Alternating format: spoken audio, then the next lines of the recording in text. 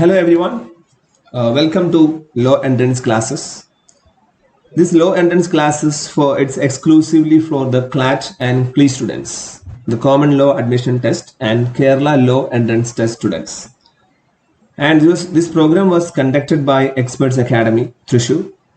And let's straight away start with the topic. Law and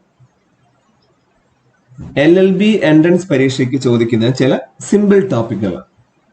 so ഞാൻ ആദ്യം തന്നെ ഒരു ടോപ്പിക്കിലേക്ക് വരാം. What is A Maxim? ഈ മാക്സിം എന്ന വാക്ക് നമ്മളിൽ പലരും ആദ്യമായിട്ട് കേൾക്കുന്നതായിരിക്കാം. അപ്പം നിയമ പരീക്ഷ അല്ലെങ്കിൽ നിയമം പഠിക്കാൻ ആഗ്രഹിക്കുന്ന എല്ലാ കുട്ടികളും അറിഞ്ഞിരിക്കേണ്ട ഒരു വാക്കാണ് ഈ മാക്സിം.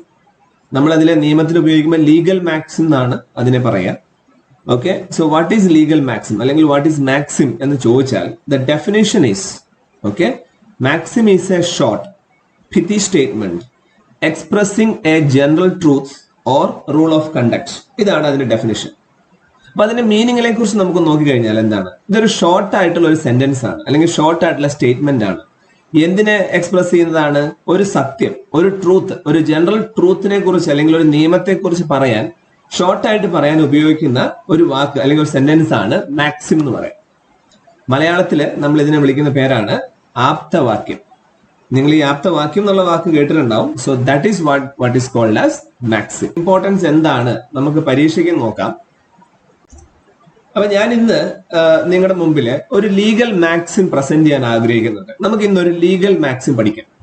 ഓക്കെ, വളരെ സിമ്പിൾ ആയിട്ടുള്ള, എല്ലാ നിയമ വിദ്യാർത്ഥികളും അവരുടെ നിയമ പഠനം തുടങ്ങുന്ന ആദ്യ ദിവസം തന്നെ പഠിക്കുന്ന ഒരു ലീഗൽ മാക്സിം ആണ് ഈ എഴുതി വെച്ചിരിക്കുന്നത്. കാണുമ്പോൾ നമുക്ക് പേടിക്കേണ്ട ആവശ്യമൊന്നുമില്ല, വളരെ സിമ്പിൾ ആണ്. സോ ആക്ടസ് നോൺ ഫാസിറ്റ് റിയം നിസി മെൻസിറ്റ് റിയ, ഇതാണ് ഈ ഒരു ലീഗൽ മാക്സിം. കേൾക്കുമ്പോൾ നമുക്ക് രസം തോന്നുന്നുണ്ടെങ്കിലും പേടി തോന്നാൻ ചിലപ്പോൾ, പക്ഷെ ഇതൊന്നുമില്ല, വളരെ സിമ്പിൾ ആണ്. ആക്ടസ് നോൺ ഫാസിറ്റ് റിയം നിസി മെൻസിറ്റ് റിയ. ഫോറിൻ ലാംഗ്വേജ് ആയതുകൊണ്ട് നമ്മൾ ഇത് വായിക്കുമ്പോൾ ചില ബുദ്ധിമുട്ട് തോന്നും. അപ്പൊ നമുക്ക് ഇത് എന്താണ് ഈ ആക്ടസ് നോൺ ഫാസിറ്റ് റിയം നിസി മെൻസിറ്റ് റിയ? രണ്ടു മൂന്ന് തവണ നിങ്ങൾ ഇത് വായിച്ച് മനസ്സിലാക്കി. അപ്പൊ എന്താണ് ഈ ആക്ടസ് നോൺ ഫാസിറ്റ് റിയം നിസി മെൻസിറ്റ് റിയ? So the definition for this maxim is any act to be illegal in nature.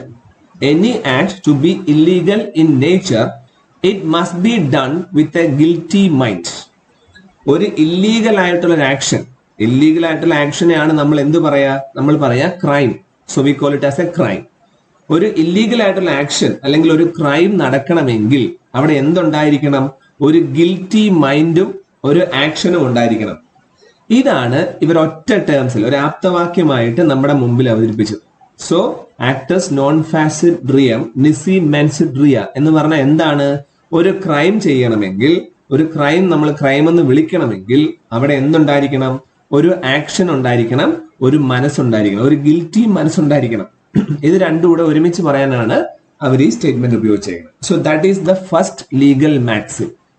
അപ്പൊ നമ്മളെ സംബന്ധിച്ച് ഇത്രയേ ഉള്ളൂ. Any act to be illegal in nature, ഒരു ആക്ടിനെ ഇല്ലീഗൽ എന്ന് വിളിക്കണമെങ്കിൽ എന്ത് വേണം അവിടെ? It must be done with a guilty mind. So ഞാൻ അതൊരു ഇക്വേഷൻ ഫോർമാറ്റിൽ താഴെ എഴുതിയിട്ടുണ്ട്. Act plus mind is equal to crime. Okay, അപ്പൊ നമ്മളെ സംബന്ധിച്ചുള്ളത് എന്താണ്? Act plus mind is equal to crime. ഈ ഇക്വേഷൻ മതി നമുക്ക് എക്സാം നോക്കാൻ പോകുന്നു. അപ്പം LLB എൻട്രൻസ് പരീക്ഷയ്ക്ക്, അതിപ്പോ കേരള ലോ എൻട്രൻസ് ആയിക്കോട്ടെ അല്ലെങ്കിൽ നാഷണൽ ലെവൽ നടക്കുന്ന ക്ലാറ്റ് പരീക്ഷ ആയിക്കോട്ടെ, ചോദ്യം നമ്മുടെ മുമ്പിൽ ഇതാ ഇങ്ങനെയാണ്. ഓക്കെ, അഭിഷേക്, ഞാൻ ആ ചോദ്യം വായിക്കാം. ക്വസ്റ്റ്യൻ നമ്പർ 1 വായിക്കാം. Abhishek slipped as he walked and fell. Okay, as he fell, he lost balance and pulled down Anjali with him. Anjali hit her head against the wall, sustained head injuries and died. Is Abhishek guilty for murder? ഇതാണ് ഒരു ചോദ്യം. നമ്മുടെ question പേപ്പറിൽ വരുന്ന ചോദ്യം തന്നെയാണ് ഞാൻ നേരിട്ട് നിങ്ങളുടെ മുമ്പിൽ അവതരിപ്പിക്കുന്നത്. അപ്പൊ നമുക്കൊന്നുകൂടെ സെന്റൻസ് ബൈ സെന്റൻസ് നോക്കാം. അഭിഷേക് നടന്നു പോയപ്പോൾ അയാളുടെ കാല് തെന്നി, സ്ലിപ്പ് ചെയ്ത് താഴെ വീണു. താഴെ വീഴുന്ന ആ സമയത്ത് അയാൾക്ക് ബാലൻസ് നഷ്ടപ്പെടുകയും അയാൾ അടുത്ത് നിന്നിരുന്ന അഞ്ജലി എന്ന പെൺകുട്ടിയെ കൂടെ വലിച്ചു താഴെ ഇടുകയും ചെയ്തു. സോ അഭിഷേക് നടന്നപ്പോൾ തെന്നി വീണു, അയാൾ അഞ്ജലിയെയും തട്ടിയിട്ടു. അങ്ങനെ അഞ്ജലി തട്ടി വീണപ്പോൾ അഞ്ജലിയുടെ തല ഒരു ഭിത്തിയിൽ പോയി ഇടിച്ച് ആ മുറിവ് കാരണം അഞ്ജലി മരിച്ചുപോയി. സോ ഇതാണ് നമുക്ക് തന്നിരിക്കുന്ന സിറ്റുവേഷൻ. എന്നിട്ട് നിങ്ങളോട് ചോദിക്കുവാണ്, അഭിഷേക് ഒരു മർഡർ, ഒരു കൊല കുറ്റത്തിന് ഉത്തരവാദിയാണോ, ഗിൽറ്റി ആണോ അല്ലയോ എന്നാണ് നിങ്ങളോട് ചോദിക്കുക. ഇങ്ങനെ ഒരു ചോദ്യം കിട്ടിയാൽ നമ്മളെ സംബന്ധിച്ച് ഈ ചോദ്യം എവിടുന്ന് വന്നതാണ്? നമ്മൾ ഇപ്പൊ പഠിച്ച മാക്സിമിൽ നിന്നാണ് ഈ ചോദ്യം ചോദിച്ചത്. അപ്പൊ നമ്മൾ പഠിച്ച മാക്സിമിൽ നമ്മൾ ഇക്വേഷൻ ഉണ്ടാക്കിയിട്ടുണ്ട്. എന്താ എഴുതിയേക്കണേ? നമ്മള് ആക്ട് പ്ലസ് ഇന്റൻഷൻ അല്ലെങ്കിൽ act plus mind is equal to crime. അപ്പൊ ഇവിടെ നോക്കിക്കഴിഞ്ഞാൽ അഭിഷേകിന്റെ കേസ് എടുത്താൽ ഇവിടെ ആക്ട്, ആദ്യത്തെ പോർഷൻ, ആക്ട് എന്നുള്ള പോർഷൻ നടന്നിട്ടുണ്ട്. കാരണം അയാൾ പിടിച്ചു വലിച്ചുകൊണ്ടാണ് താഴെ വീഴുന്നത്. അപ്പൊ ഒരു ആക്ഷൻ അവിടെ നടന്നിട്ടുണ്ട്. അപ്പൊ ആദ്യത്തെ പോർഷൻ ആയിട്ടുള്ള, ആദ്യത്തെ ഭാഗം, ആദ്യത്തെ പാർട്ടായിട്ടുള്ള ആക്ട് ഇവിടെ നടന്നു. രണ്ടാമത് എന്താ നമുക്ക് വേണ്ടത്? ഒരു ക്രൈം അല്ലെങ്കിൽ ഒരു മർഡർ ക്രൈം ആണെന്ന് പറയണമെങ്കിൽ ആക്ട് ഓക്കെ, അടുത്തത് വേണ്ടത് എന്തായിരുന്നു? മൈൻഡാണ്. അപ്പൊ ശരിക്കും പറഞ്ഞാൽ അഭിഷേക് മനഃപൂർവ്വം മനസ്സില് അഞ്ജലിയെ വീഴ്ത്തണം എന്ന് ചിന്തിച്ചുകൊണ്ടാണോ വലിച്ചു താഴെയിട്ടത്? അല്ല. അപ്പൊ ഇവിടെ രണ്ടാമത്തെ പോർഷൻ മൈൻഡ് എന്ന ഭാഗം ഇൻവാലിഡ് ആണ്. ആദ്യത്തെ ആക്ഷൻ ഈസ് ഓക്കെ ആണ്, പക്ഷെ മൈൻഡ് എന്നുള്ള ഭാഗം വന്നപ്പോ എന്താ? അത് ഇൻവാലിഡ് ആണ്. അപ്പൊ നമുക്ക് ഒരു ഇല്ലീഗൽ ആക്ട് നടന്നു അല്ലെങ്കിൽ ഒരു ക്രൈം നടന്നു എന്ന് പറയണമെങ്കിൽ എന്തൊക്കെ വേണം? നിർബന്ധമായിട്ടും രണ്ട് കാര്യങ്ങൾ വേണം. ഒന്ന്, ആക്ട്, ഒരു ആക്ഷൻ ഉണ്ടായിരിക്കണം. രണ്ട്, ഒരു മൈൻഡ്, ഒരു ഗിൽറ്റി മൈൻഡ് ഉണ്ടായിരിക്കണം. ഇത് രണ്ടും ഉണ്ടെങ്കിലേ നമ്മൾ അതിനെ ക്രൈം എന്ന് വിളിക്കൂ. ഈ ക്വസ്റ്റ്യനില് അഭിഷേകിന്റെ കേസിൽ ഫസ്റ്റ് ആക്ഷൻ ഉണ്ട്, പക്ഷെ ഗിൽറ്റി മൈൻഡ് ഇല്ല. കാരണം അഭിഷേക് അറിയാതെ ചെയ്തതാണ്. അതുകൊണ്ട് ഈ കേസിൽ അഭിഷേക് ഗിൽറ്റി ഫോർ മർഡർ ആണോ? No, he is not guilty for murder.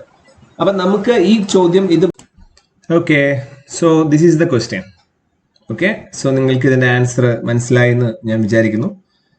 അപ്പം ഈ കേസിൽ Abhishek is not guilty for murder. നമുക്ക് 4 ഓപ്ഷൻസ് ആണ് പരീക്ഷയ്ക്ക് അവർ ചോദിക്കുക. ആ 4 ഓപ്ഷൻസിൽ നിന്ന് ഏതാണോ കറക്റ്റ് ആയിട്ടുള്ളത് എന്ന് നിങ്ങൾ ഐഡന്റിഫൈ ചെയ്യാം. അപ്പൊ നോക്കൂ, ഒരു മാക്സിം നമ്മൾ പഠിച്ചത് കൊണ്ട് നമുക്കിതാ ഈ പ്രോബ്ലം സോൾവ് ചെയ്യാം.